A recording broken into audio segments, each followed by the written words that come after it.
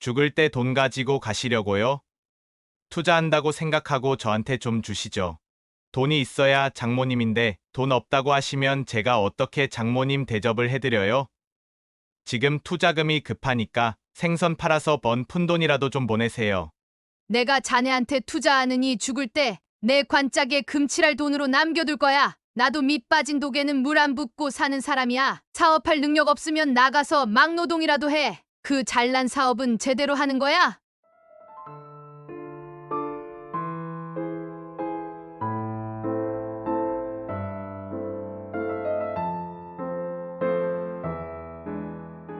사연을 듣고 난 후 각자의 의견을 댓글로 남겨주시기 바랍니다. 사소한 댓글이라도 사연자분에게 큰 힘이 될 수 있습니다. 각색될 수 있고 사연자분의 입장에서 구성될 수 있습니다. 광남이 여사님은 어린 시절 일찍 부모님 모두를 잃고 외로움을 겪었습니다. 그러나 그녀는 부모님의 빈자리를 채워준 친고모의 따뜻한 보살핌 속에서 자라났습니다. 고모는 친자식이 아니었음에도 불구하고 광남이 여사를 마치 자신의 친딸처럼 아끼고 사랑했습니다. 고모의 집에서 자란 광남이 여사는 비록 부모님이 없었지만 고모의 애정 덕분에 크게 부족함을 느끼지 않고 성장할 수 있었습니다. 그녀가 19살이 되던 해 독립을 결심하게 되었습니다. 어린 나이였지만 광남이 여사는 자립심을 키워나가고 싶었고 고모 역시 그녀의 결정을 존중하며 지지해 주었습니다. 광남이 여사는 고향을 떠나 새로운 시작을 꿈꾸며 서울로 향했습니다. 어린 나이에 독립한 그녀는 혼자 살아가기 위해 여러 가지 일을 했습니다. 생계를 위해 힘든 날들을 견디며 다양한 직업을 전전하던 중 어느 날 방직 공장에 취직하게 되었습니다. 그녀는 이곳에서 4년 동안 누구보다 성실하게 일하며 조금씩 돈을 모았습니다. 그러나 공장에서의 일은 육체적으로나 정신적으로 힘이 들었고 더 나은 삶을 꿈꾸던 그녀는 더 많은 돈을 벌기 위한 방법을 찾아보게 되었습니다. 그러다 우연히 수산시장에서 일할 기회를 얻게 되었고 이는 그녀에게 큰 전환점이 되었습니다. 공장에서 일하는 것보다 수산시장에서의 일이 더 나을 것이라는 판단이 섰고 곽 여사는 그동안 번 돈을 모두 투자해 생선 장사를 시작했습니다.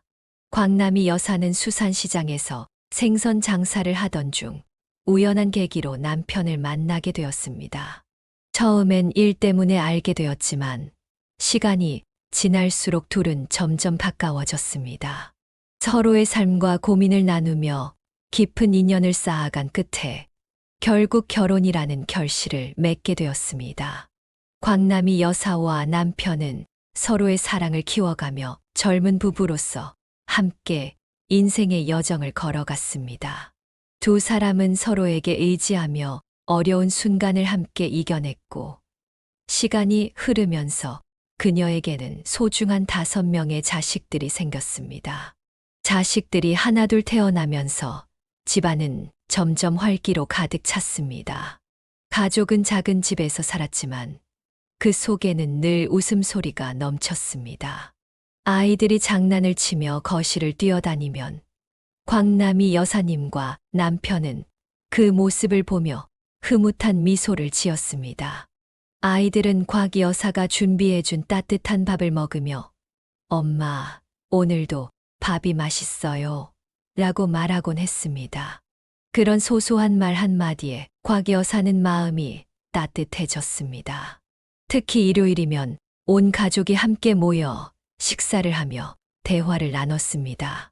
남편은 시장에서 일어난 일들을 이야기하고 아이들은 학교에서 있었던 재미난 일들을 서로 이야기했습니다. 작은 소동도 있곤 했습니다.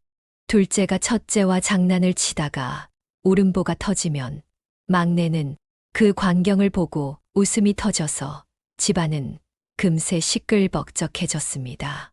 그럴 때마다 광남이 여사는 다정하게 아이들을 달래며 자, 이제 그만하고 다들 모여서 밥 먹자. 라고 말했습니다.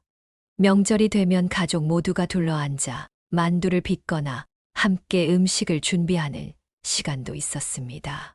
아이들은 각자 맡은 일을 하며 서로 도와주었고, 남편은 가끔 장난스럽게 내가 만든 만두가 제일 맛있을 걸 이라며 분위기를 띄우곤 했습니다. 이런 소소한 일상들이 곽 여사에게는 삶의 행복이었고, 가족과 함께하는 시간은 무엇보다 소중했습니다. 광남이 여사님과 첫째 아들, 즉 장남은 어린 시절부터 각별한 유대감을 쌓아왔습니다. 그들의 특별한 관계는 곽 여사가 장남을 임신했을 때부터 시작되었습니다. 남편과 곽 여사 모두 처자이를 기다리며 기대와 설렘으로 가득 차 있었습니다. 장남이 태어나자마자 곽 여사는 그에게서 자신의 모든 것을 쏟아부었습니다. 처자이었기에 엄마로서 겪는 모든 것이 새로웠고, 자연스럽게 그에 대한 애정도 깊어졌습니다. 장남이 어릴 때는 특히 집안이 경제적으로 풍족하지 않았습니다. 그래서 곽 여사는 장남을 키우며 많은 어려움을 겪었지만, 그럴 때마다 장남은 그녀에게 큰 위로와 힘이 되었습니다. 그녀는 장사를 쉴 수 없어 항상 장남을 등에 업고 장사를 나갔습니다. 힘들 때도 많았지만 그녀 등 위에서 깨르르 웃는 첫째 아들을 보면 없던 힘도 나기 마련이었습니다. 시간은 지나고 첫째 아들이 5살쯤 되던 날이었습니다. 어느 겨울날 시장에서 늦게까지 일하고 돌아온 곽 여사는 몸이 지치고 추웠습니다.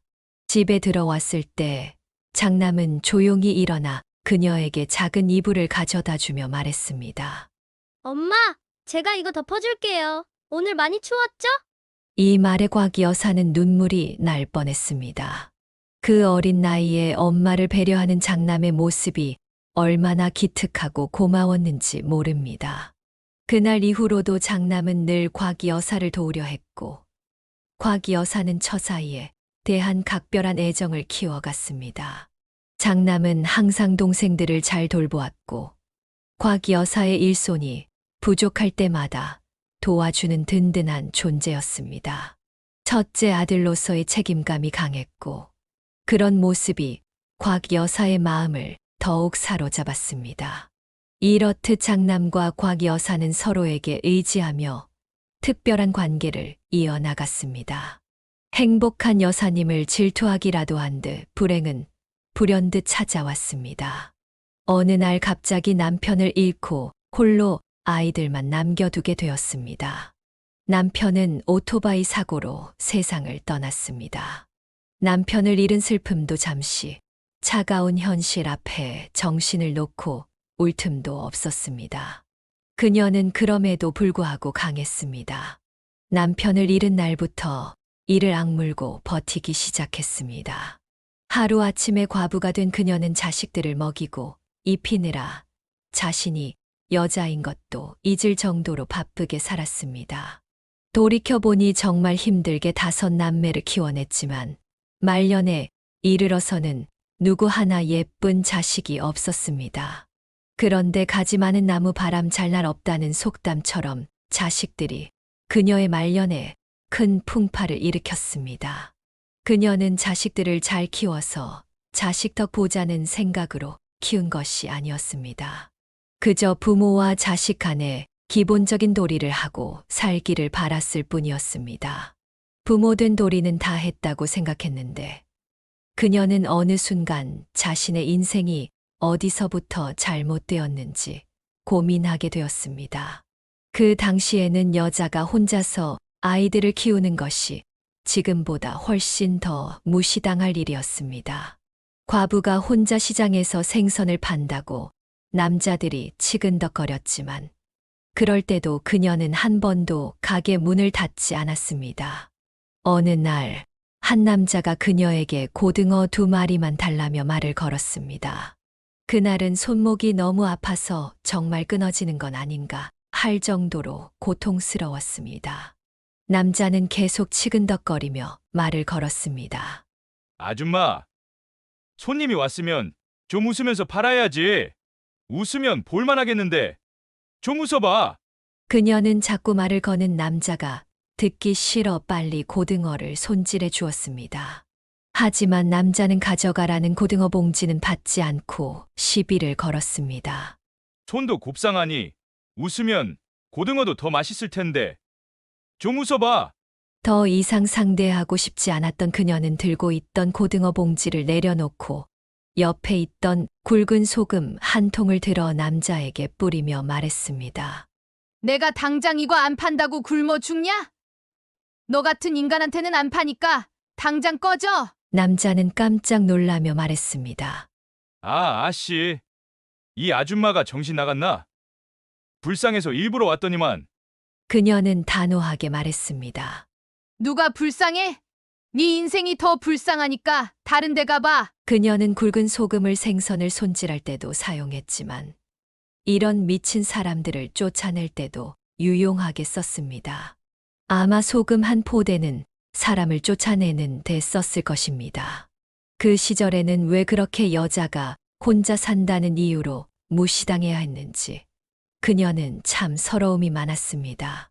그래도 그녀가 견딜 수 있었던 것은 누가 뭐래도 자식들 덕분이었습니다. 10손가락 깨물어 안 아픈 손가락 없지만 그 당시 첫째와 둘째는 그녀를 많이 도와주어 유독 예뻤습니다. 그녀는 온몸이 녹초가 된 상태로 집에 돌아왔을 때 첫째와 둘째가 그녀를 기다리고 있었습니다. 그들은 자랑하듯 말했습니다. 엄마, 우리 동생들 숙제도 도와주고 밥도 잘 차려 먹었어요. 주방을 보니 설거지까지 다 해놓았고 첫째는 엄마를 쉬게 하려고 거실로 데려가며 말했습니다. 엄마, 이쪽으로 앉아봐요. 내가 어깨 주물러 줄게요. 첫째가 그녀의 어깨를 주무르자 둘째는 다가와서 말했습니다. 그럼 내가 다리 주물러 줘야지. 이렇게 하면 엄마 시원하지? 작은 손으로 어깨와 다리를 주물러 주는 아이들을 보며 그녀는 피로가 눈 녹듯 사라지는 기분을 느꼈습니다. 눈에 넣어도 안 아플 자식들이란 게 이런 걸 두고 하는 말이구나라고 생각했습니다. 그녀는 5남매 중 첫째와 둘째가 나이가 좀 먹고 집안일을 돕는 것이 참 기특하게 느껴졌습니다. 아들은 애교가 없다고들 하지만 첫째와 둘째는 딸 같은 아들처럼 든든하고 친근했습니다. 셋째와 넷째는 딸이었지만 어릴 때 손이 많이 가는 시기였고 막내 역시 어려서 돌봄이 많이 필요했습니다. 그녀는 장사에 육아까지 누구 하나 도와줄 사람 없는 상황에서 첫째와 둘째가 동생들을 챙기며 그녀를 생각해 주었다는 것에 큰 위로를 받았습니다. 여사님의 자식들은 항상 엄마가 편하길 바랬습니다. 장사를 끝내고 집에 들어갈 때마다 자식들이 꼭 그녀를 불러 세우고 반겨주었습니다. 장사를 마치고 집에 돌아오면 첫째는 그녀의 왼팔을 잡고 말했습니다. 엄마, 오늘 제가 이불도 딸고 막내에게 자장가도 둘러줬어요. 그러면 그녀는 기뻐하며 대답했습니다. 우리 장남 잘했네. 고마워. 그렇게 말을 하면 곧 둘째가 차례였습니다. 첫째와 웃으며 얘기하는 그녀를 보고 둘째는 쪼르르 달려와 오른팔을 잡고 말했습니다. 엄마, 저는 오늘 동생한테 색연필도 양보했어요. 그녀는 흐뭇한 미소를 지으며 말했습니다. 안 싸우고 잘 놀았네. 고맙다. 고마워. 이렇게 셋이 하루를 마감하듯 서로를 꼭 안고 품에 안기는 순간이 그녀에게는 가장 큰 행복이었습니다. 비록 아빠의 정을 모르고 자랄지라도 남매끼리 서로 의지하며 자라는 모습을 보며 다행이라고 생각했습니다. 그녀는 나중에 나이 들어 자신마저 세상을 떠나더라도 우애 좋은 남매들이 서로 도우며 잘 살 거라고 믿었습니다. 그러나 자식 일이 부모 마음대로 잘 풀린다면 세상 모든 부모들이 걱정이 없을 것입니다. 그녀도 한때는 자식들을 참 잘 키웠다고 자부하던 때가 있었습니다. 첫째가 공무원이 되고 둘째가 대기업에 입사했을 때 그녀는 처음으로 자식들 앞에서 눈물을 흘렸습니다. 여사님처럼 시장 바닥에서 고생하지 않길 원했는데 자식들이 떵떵거리며 살 수 있을 것 같은 희망에 눈물이 앞을 가렸습니다. 이어 셋째는 어린이집 선생님이 되어 일을 시작했고 적성에 잘 맞는다며 즐거워했습니다. 그녀의 눈에는 여전히 아이처럼 보였지만 아이들을 돌보는 셋째의 모습이 신기하기만 했습니다. 하지만 그녀를 가장 놀라게 했던 것은 넷째가 22살에 시집갔을 때였습니다. 어린 나이에 결혼을 한다니 걱정이 앞섰습니다. 당시 넷째는 예비 사위와 함께 사업을 준비하고 있었는데 둘이 성격이 잘 맞아 보였습니다. 그녀의 걱정과는 달리 넷째는 사업도 잘 자리 잡았고 결혼 생활도 안정적이었습니다. 그러나 문제는 막내였습니다. 위의 형제들과 달리 막내는 철이 없어 그녀를 늘 걱정시켰습니다. 아빠의 정을 많이 못 보고 자라서 그런지 오냐오냐 키운 탓에 늘 사고를 치고 도망치는 아들이었습니다. 막내를 제외하고는 모두 사회에서 자리를 잡고 각자의 가정을 잘 꾸려 나가고 있었습니다. 이제 자식들을 다 키웠다고 생각한 그녀는 이제부터는 편하게 살 수 있겠다고 생각했습니다. 결혼해서 가정을 꾸린 자식들이 알아서 잘 사는 것이 당연하다고 여겼던 것입니다. 하지만 막내만큼은 한시도 마음을 놓을 수가 없었습니다. 제대로 된 일자리를 구하지 못하고 밥벌이를 제대로 해본 적이 없었으니 그녀의 걱정은 끊이지 않았습니다. 그래서 늘 막내 일에 노심초사했는데 진짜 큰일은 다른 곳에서 벌어지고 있었습니다. 그녀도 자식 일이지만 아직도 믿을 수 없는 현실에 놓여 있었습니다. 그녀는 대단한 효도를 바란 것도 아니었는데 오남매는 하나같이 그녀에게 큰 상처를 남겼습니다. 그 중에서도 특히 첫째는 그녀의 가슴에 깊은 상처를 새겼습니다. 자식 먼저 보낸 부모의 슬픔은 어떤 말로도 표현할 수 없습니다. 남편을 잃으면 과부가 되고 부모를 잃으면 고아가 되지만 자식을 잃은 부모에게는 그 어떤 단어도 붙일 수 없다고 합니다. 공무원으로 누구보다 착실하게 살던 첫째가 어느 날 갑자기 유서만 남긴 채 스스로 목숨을 끊었습니다. 집안의 장남으로서 아버지처럼 막내까지 살피며 든든했던 첫째가 하루아침에 싸늘한 주검이 되어 그녀 앞에 나타난 것입니다. 그날도 평소처럼 장사하러 가는 길에 모르는 번호로 전화가 왔습니다. 그녀는 전화를 받았고 그로부터 들려온 말에 믿을 수 없었습니다. 아드님이 사망하셨습니다. 믿을 수가 없어서 계속 되물었지만 상대방은 차분히 설명했습니다. 어제까지도 저랑 전화했는데 우리 큰아들이 갑자기 죽다니 말도 안 돼요. 그녀는 현실을 받아들이기 힘들었습니다. 공무원 신분증이 확인되었습니다. 어머님, 힘드시겠지만 병원으로 와주셔야겠습니다. 믿을 수 없는 현실에 그녀는 몇 번이고 되물었지만 결국 아들이라는 사실이 확실하다는 말을 듣고 정신없이 병원으로 달려갔습니다. 사고도 아닌 자살이라니 그녀는 정말 믿을 수가 없었습니다. 병원에 도착했을 때 이미 그녀의 아들은 온몸이 차갑게 식어 있었습니다. 자살이라는 말을 들었을 때 그녀는 정신이 혼미해졌습니다. 경찰은 그녀에게 아들이 남긴 유서를 건네며 동료, 직원의 사내 고발로 인해 아들이 감사를 받고 있었다고 설명했습니다. 그러자 그녀는 경찰에게 말했습니다. 우리 아들은 그럴 애가 아니에요. 제가 알아요. 어려서도 자기 몫은 제일 나중에 챙기던 아들인데요. 병원에서 한참을 울었고 장례가 어떻게 치러졌는지도 모를 만큼 울었습니다. 남편이 죽었을 때도 그렇게 많이 울었던 기억이 없었는데 첫째에게 의지하며 지내온 세월이 길어서인지 앞길이 구만리처럼 느껴졌습니다. 하지만 장례식장에서도 아들의 공무원 동료들은 아들의 비리에 대해 수군거렸고 그녀는 그제야 정신을 차렸습니다. 아들의 마지막 가는 길에 누명을 벗겨야겠다고 생각했습니다. 다시 정신을 차리고 유서를 보니 내부 고발을 했다는 동료 직원의 이름이 적혀 있었습니다. 고발 내용은 아들이 건설사에 특혜를 주고 도로 확장 포장 공사 발주를 했다는 것이었습니다. 하지만 억울함을 호소하며 죽음으로 항변하는 아들의 유서에 그녀는 다시 한번 마음을 굳게 먹었습니다. 장례가 끝나자마자 시청 앞에서 제대로 된 감사를 해달라고 팻말을 들고 서 있었습니다. 지나가는 시청 공무원들에게 전단지를 돌리며 말했습니다. 아들을 죽음으로 몰고 간 사건 제대로 된 감사를 해주세요. 그렇게 몇 달을 고생한 끝에 결국 감사가 시작되었고 그 결과는 그녀의 아들을 고발했던 직원의 모함이라는 것이 밝혀졌습니다. 평소 사이가 좋지 않았던 동료가 악의적으로 꾸민 일이었고 결국 그 동료는 공무원직에서 파면되었습니다.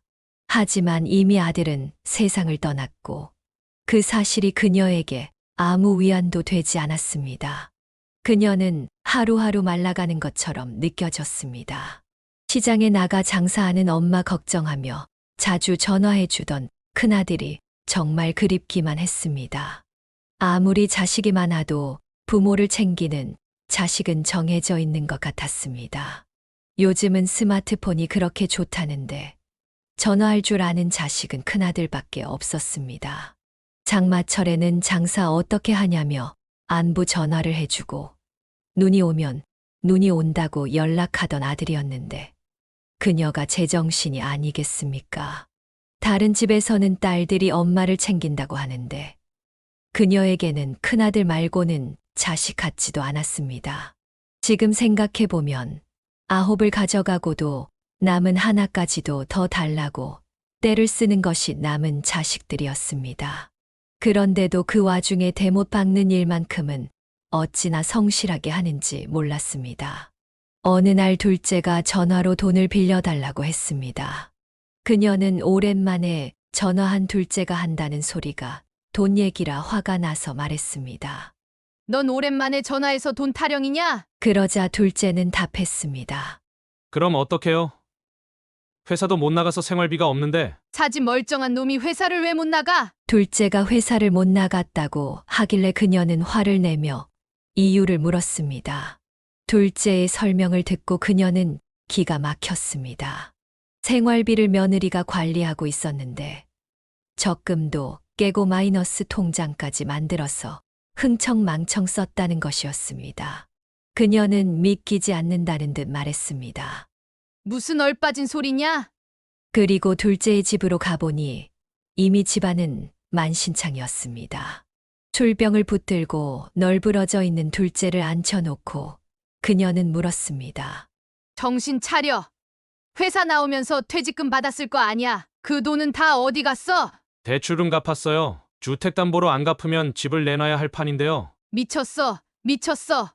너는 와이프가 뭘 하고 다니는지도 몰랐냐? 답답한 마음에 그녀는 연신 둘째의 등을 내리치며 울기만 하는 아들을 향해 말했습니다. 네 인생 네가 알아서 살아. 돈이 이렇게 뒷구멍으로 새는 줄도 모르고 사니까 이 상황에서 잡을 게 술병뿐이지.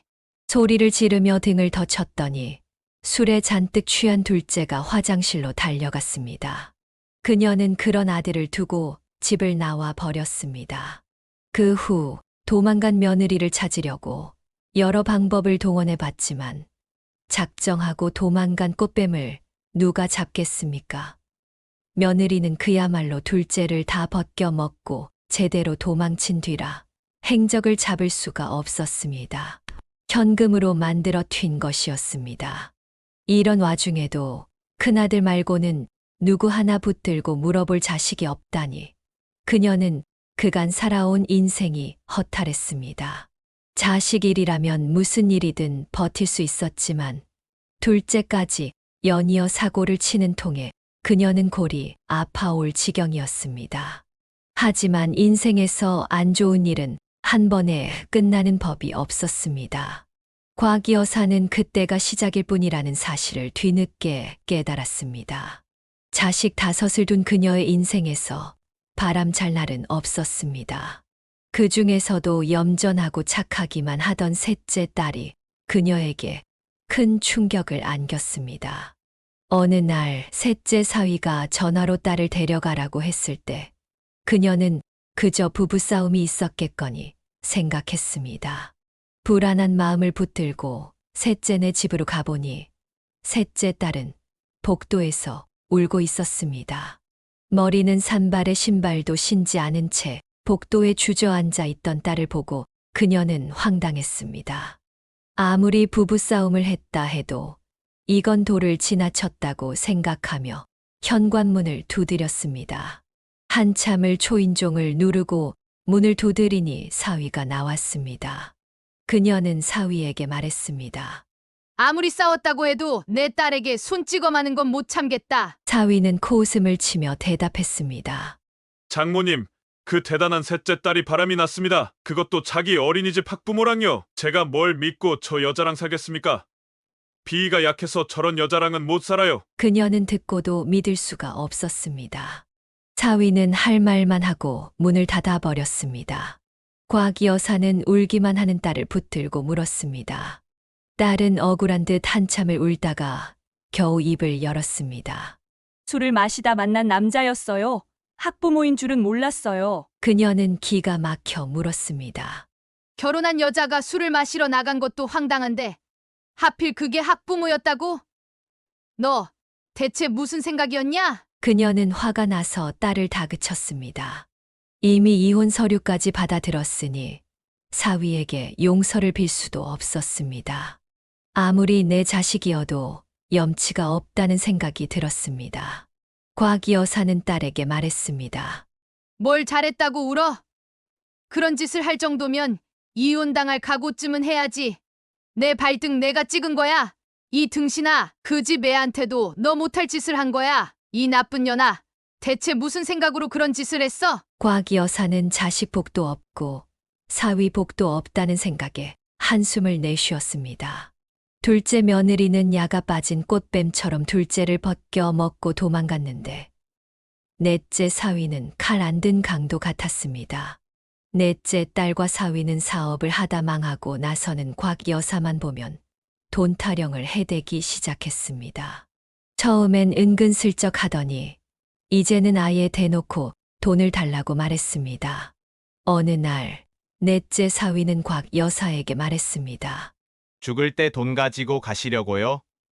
투자한다고 생각하고 저한테 좀 주시죠. 돈이 있어야 장모님인데 돈 없다고 하시면 제가 어떻게 장모님 대접을 해드려요?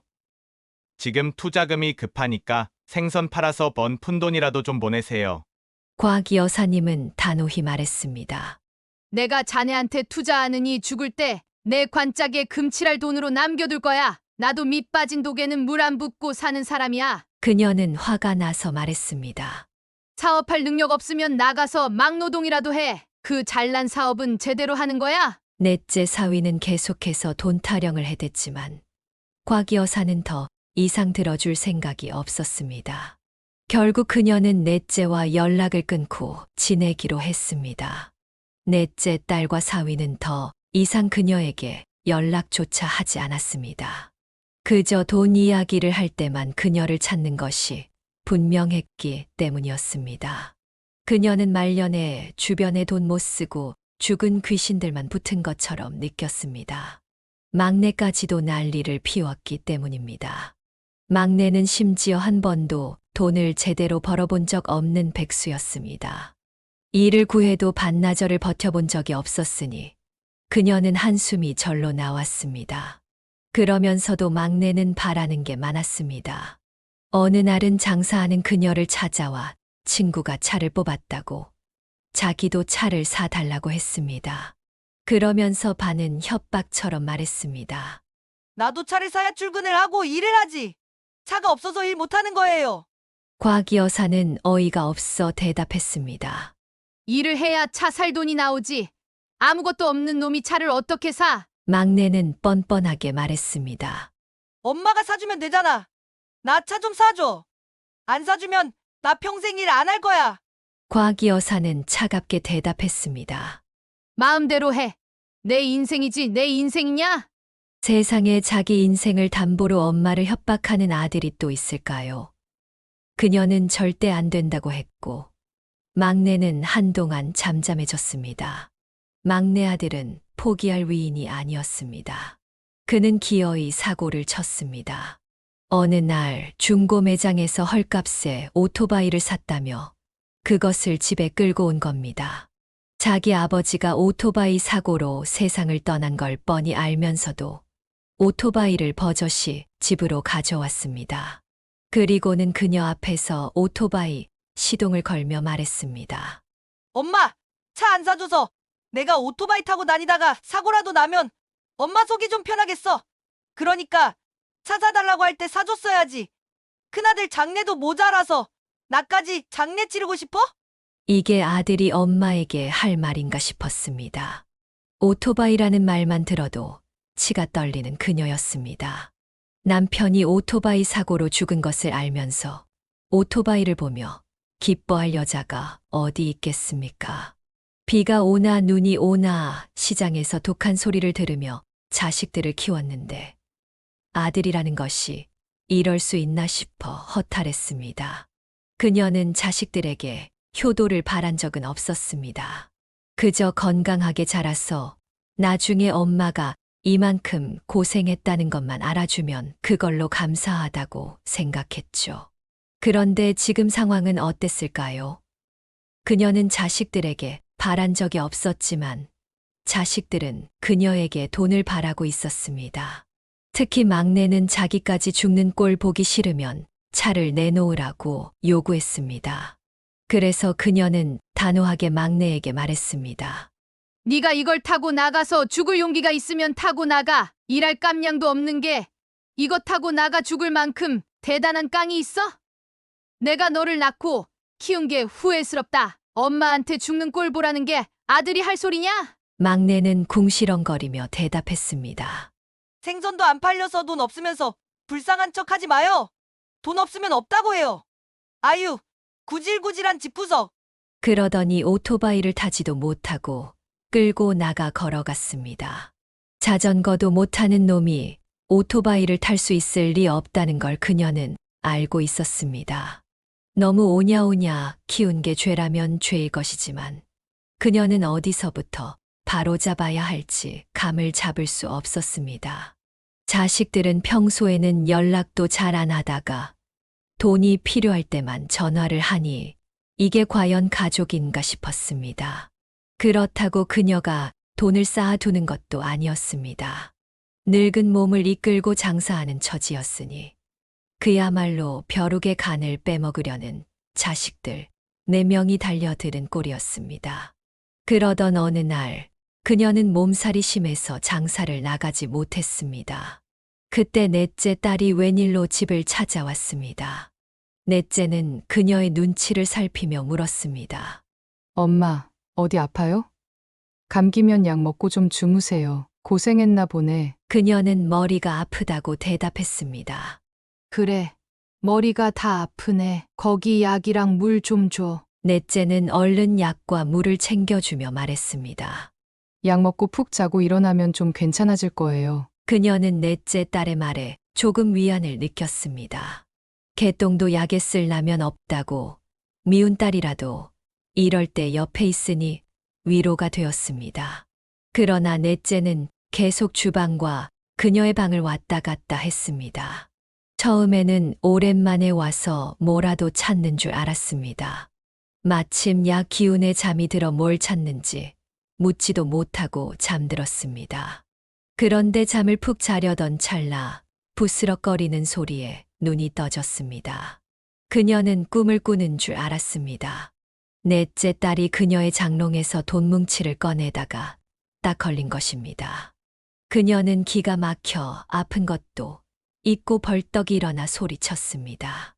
웬일로 집에 왔나 했더니 딸년이 온 게 아니고 지 새끼가 온 거네. 넷째 딸은 억울하다는 듯 말했습니다. 엄마, 무슨 말을 그렇게 해요. 그러니까 도와달라고 할 때 좀 도와줬으면 되잖아요. 넷째 딸은 마치 장롱 속 돈이 자기 돈인 것처럼 행동했습니다.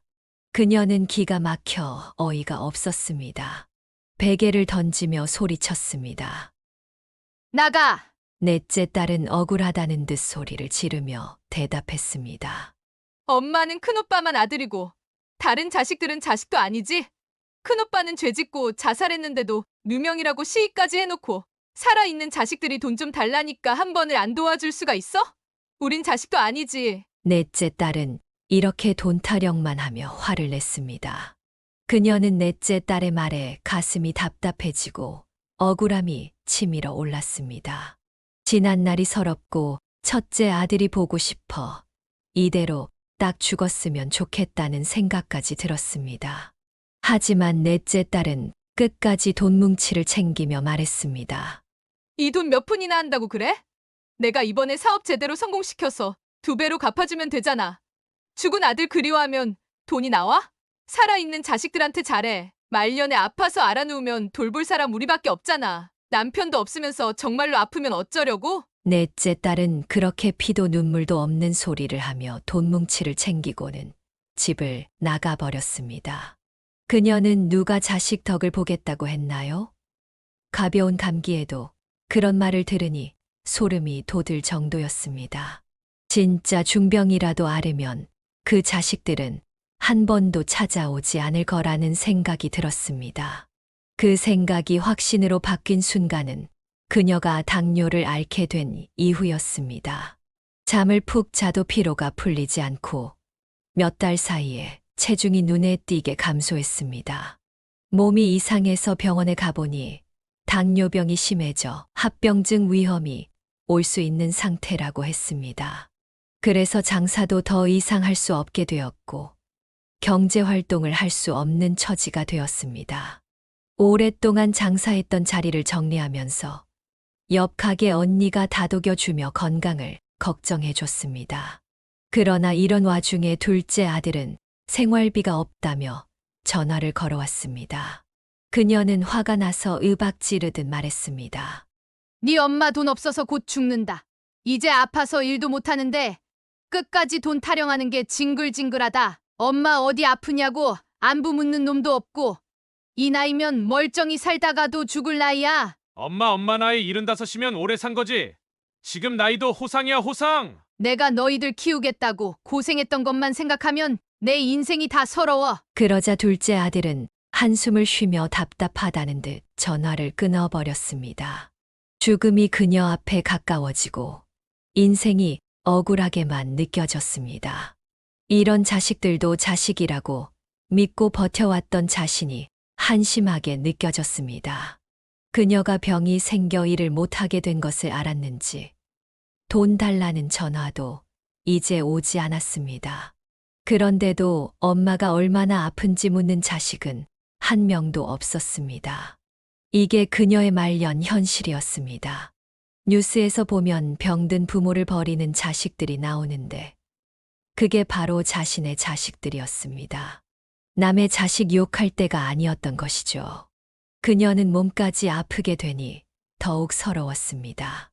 혼자 있으니 우울증이 찾아오는 것 같았습니다. 명절이 되어 옆집은 손주, 며느리, 사위까지 찾아왔지만 그녀는 혼자 덩그러니 집을 지키고 있었습니다. 자식이 5이나 되면 뭐 하겠습니까? 한 놈도 전화 한 통 없었습니다. 그래서 첫째 아들 생각이 나 눈물이 났고 극단적인 생각까지 들었습니다. 첫째 아들이 극단적인 선택을 했을 때 얼마나 억울했으면 그렇게 떠났을까 싶었습니다. 하지만 자신 역시 삶의 희망이 전혀 보이지 않으니 그런 선택을 했겠다는 생각이 들었습니다. 반겨줄 가족도 없으니 이승의 미련도 없었습니다.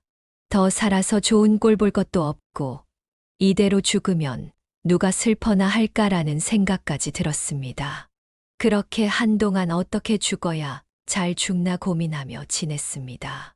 아침인지 밤인지 모르게 정신없이 지냈는데도 끝까지 전화하는 자식은 없었습니다. 그녀는 자식들에게 엄마가 아니라 그저 돈줄이었다는 생각이 들었습니다. 그러던 어느 날 멍하니 뉴스를 보고 있었습니다. 그런데 뉴스에서 10년 전에 그녀가 샀던 땅 이야기가 나오는 겁니다. 친한 친구 중 부동산에 관심 많던 친구가 그녀에게 추천해줬던 땅이었습니다. 그때 자식들이 모두 그 땅을 사지 말라고 반대했었습니다. 당시에도 그녀가 땅을 산다고 하니 셋째 딸이 이렇게 말했었습니다. 땅은 무슨 그런 정도면 엄마가 알 정도면 이미 헛소문이지. 부자들은 소리 소문 없이 사서 부자 되는 거지. 그냥 자식들한테 쓰세요. 그래야 엄마도 말년에 편하지. 셋째가 이렇게 말하자 둘째도 맞장구를 쳤습니다. 둘째와 셋째가 이렇게 말하자 넷째와 막내도 거들었습니다.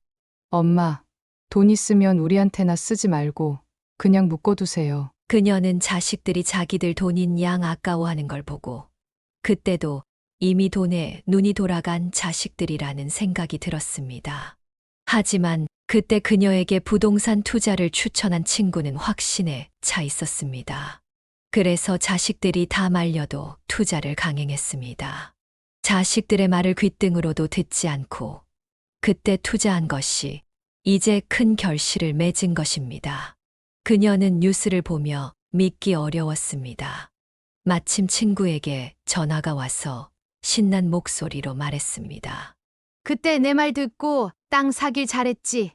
이제 말년에 팔자 쫙 펴겠네. 그녀는 친구에게 고맙다고 했습니다.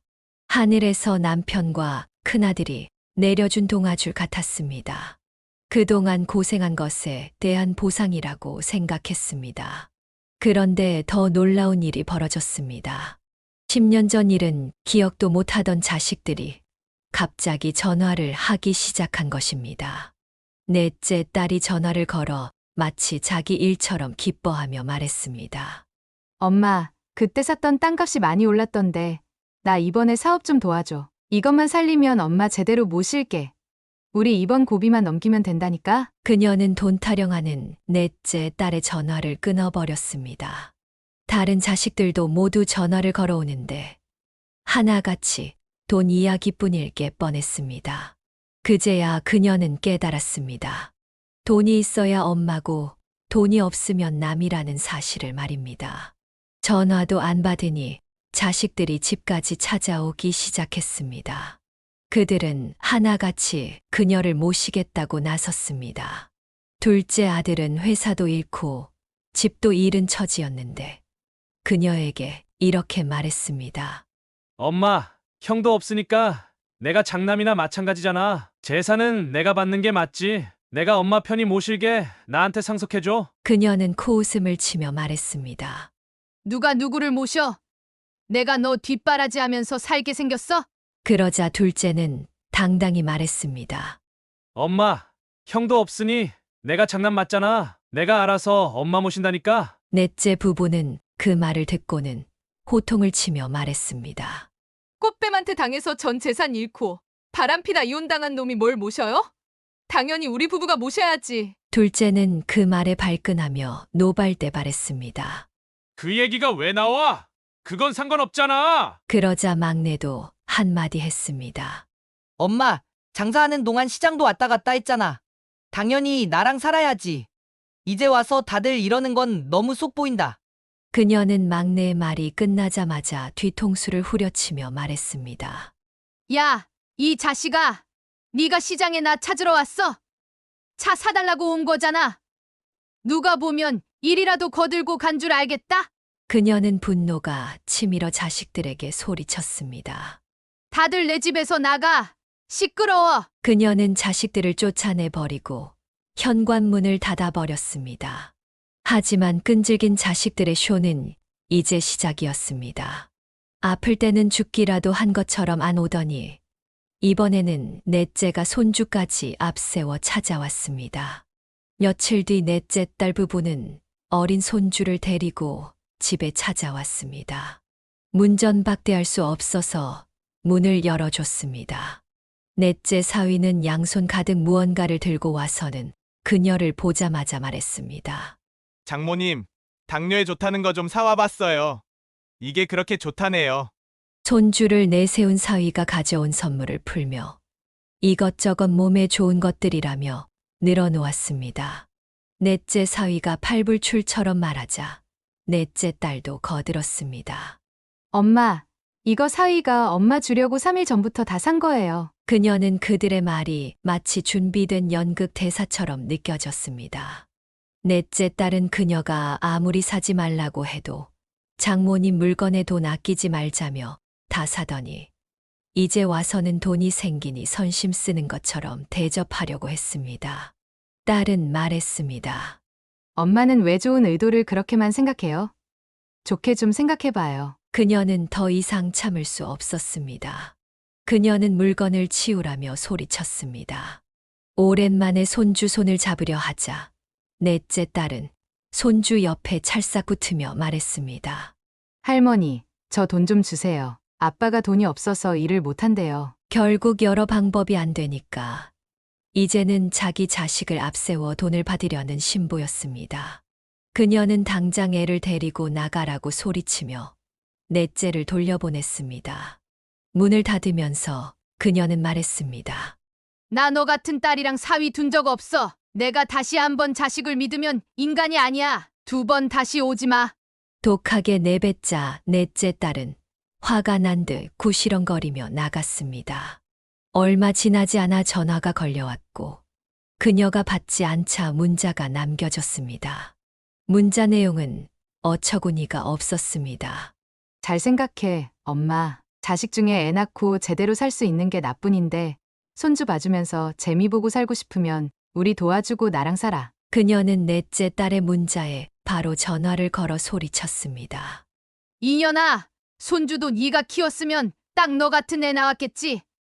너도 꼭 너처럼 키워서 당해봐. 돈 없는 부모도 부모로 쳐주는지 한번 겪어보라고. 자식이 생기면 부모 마음을 이해한다는 말이 있지만 그녀의 넷째 딸은 예외였습니다. 유일하게 손주를 낳고 살던 넷째마저 이런 상태니 다른 자식은 보지 않아도 뻔했습니다. 그 후에도 둘째가 캐리어를 끌고 찾아왔는데 그녀는 손에 잡히는 빗자루를 들고 내쫓았습니다. 얼마나 괘씸했던지 그녀는 힘껏 빗자루로 때리며 말했습니다. 어딜 돈 냄새 맡고 기어와. 당장 가버려. 나는 너 같은 장남 둔 적 없어. 우리 큰아들 살아 있었으면 네 다리 몽둥이부터 부러뜨렸을 거야. 예상치 못한 빗자루 세례에 당황한 둘째는 캐리어 바퀴가 빠지도록 도망갔습니다. 셋째 딸과 막내도 돈 때문에 문도 열어주지 않는데 한참 동안 문 앞에 서 있었습니다. 그녀는 경찰을 불러 잡상인이 왔다고 신고했습니다. 경찰에게는 자식이라고 생각한 적 없으니 모르는 사람이라고 말했습니다. 엄마에게 돈이 생겼다고 하루가 멀다 하고 찾아오는 자식들이 이제는 반갑지도 않고 심기가 불편해지기 시작했습니다. 그래서 그녀는 대책을 마련하기로 마음먹었습니다. 그녀는 땅을 팔고 절반은 병원에서 치료가 필요한 아이들에게 기부했습니다. 비록 자식 농사는 실패했지만 어린 생명을 살리는 일에는 도움이 되고 싶었습니다. 그러나 기부 과정에서도 자식들은 버젓이 살아있는 자식들은 안 보이냐며 우는 소리를 했습니다. 그녀는 자식들에게 말했습니다. 나도 너희들이 안 찾아올 때 혼자 죽어가고 있었어. 감히 나한테 죽네 사네 말을 함부로 해? 나는 너희 같은 자식 둔 적 없어. 죽든지 살든지 알아서 해. 그녀는 우연히 얻은 기회로 2번째 생명을 얻어 살고 있었습니다. 어린아이들에게도 2번째 기회를 주고 싶었고 병원에서도 그녀의 마음을 감사하게 받아주어 감사장까지 받았습니다. 말년에 이런 복이 찾아왔다는 것이 그녀에게는 참 감사한 일이었습니다. 그녀는 자신이 살아가기 위한 여분의 재산을 제외한 나머지 재산을 모두 기부하기로 결정했습니다. 이제 자식들에게 단 한 푼도 남기지 않겠다는 결심으로 삶이 조금 편해졌습니다. 그녀는 소풍도 다니며 여유롭게 지내기 시작했습니다. 옛말에 인생은 초년복보다는 말년복이 좋아야 한다고 했습니다. 그녀는 인생에서 겪은 모든 일이 그저 복이 없었을 뿐이라고 생각하고 살아가고 있었습니다. 자식들이 성인이 된 후를 돌아보면 자신이 잘못 살았나 싶기도 했지만 그녀는 최선을 다했다고 생각했습니다. 자식 속은 누가 알겠습니까? 5이나 키워보니 알겠더군요. 원래 자식이라는 건 9을 가져가도 내 손에 있는 하나까지 훔쳐가야 직성이 풀리는 존재인 거죠. 그녀는 한때는 간이고 쓸개고 다 줄 수 있는 부모였지만 이제는 아닙니다. 그녀는 자신을 위해 인생을 원 없이 즐기기로 결심했습니다. 여기까지가 광남이 여사님의 사연입니다. 통쾌하게 복수한 여사님이 멋집니다. 사연을 듣고 댓글로 의견을 남겨주시기 바랍니다. 사소한 의견일지라도 사연자분에게는 큰 힘이 됩니다. 노골적인 악성 댓글은 사연자분에게 상처가 될 수 있으니 삼가주시기 바랍니다.